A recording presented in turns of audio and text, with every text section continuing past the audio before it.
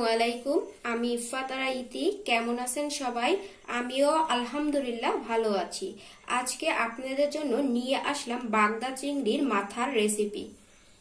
বাগদা চিংড়ির মাথা এইভাবে ভাজলে আর কিছুই লাগবে না। প্লিজ আমার ভিডিওটা সবাই ফলো করবেন। এখন চলে যাচ্ছি মূল রেসিপিতে। সামান্য হলুদের গুঁড়া ও লবণ দিয়ে মাখিয়ে নেব।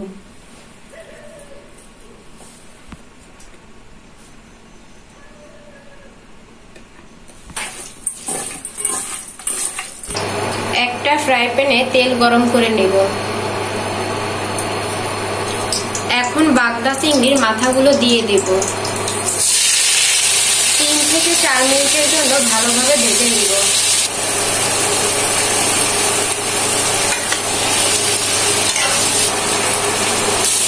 দেখতেই পাচ্ছেন ভালোভাবে ভাজা হয়ে গেছে। এখন নামিয়ে নেব। ফ্রাই প্যানে তেল দিয়ে দেব। পেঁয়াজ কুচি 1 কাপ পরিমাণ ভালোভাবে ভেজে নিব। এখন অ্যাড করব 1 টেবিল চামচ রসুন বাটা, 1 টেবিল চামচ আদা বাটা, হালকা ভেজে নিব। এখন অ্যাড করব সামান্য পরিমাণ পানি, যাতে মশলা পুড়ে না যায়। অ্যাড করব হাফ চা চামচ হলুদের গুঁড়া, 1 চা চামচ ঝালের গুঁড়া, 1 চা চামচ ধনিয়ার গুঁড়া, হাফ চা চামচ জিরার গুঁড়া, স্বাদ মতো লবণ। এখন ভালোভাবে কষিয়ে নিব। সামান্য পরিমাণ পানি অ্যাড করব। আবারও কষিয়ে নেব 2 থেকে 3 মিনিটের জন্য।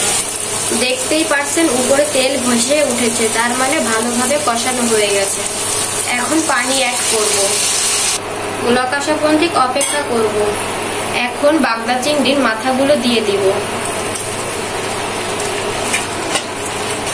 ঢাকনা দিয়ে ঢেকে রাখবো 3 থেকে 4 মিনিটের জন্য।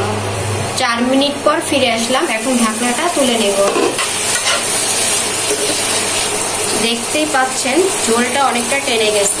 এখন ভালোভাবে ভাজা করে নেব। দেখতেই পাচ্ছেন বাগদা চিংড়ির মাথাগুলো একদম কড়া করে ভেজে নিয়েছি। এখন আপনাদেরকে সার্ভ করে দেখিয়ে দেব। তৈরি হয়ে গেল লোভনীয় স্বাদে বাগদা চিংড়ির মাথা।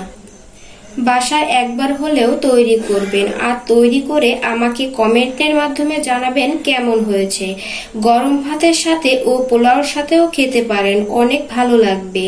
প্লিজ আমার চ্যানেলটাকে সাবস্ক্রাইব করুন, লাইক, শেয়ার, কমেন্ট করুন। আল্লাহ হাফেজ।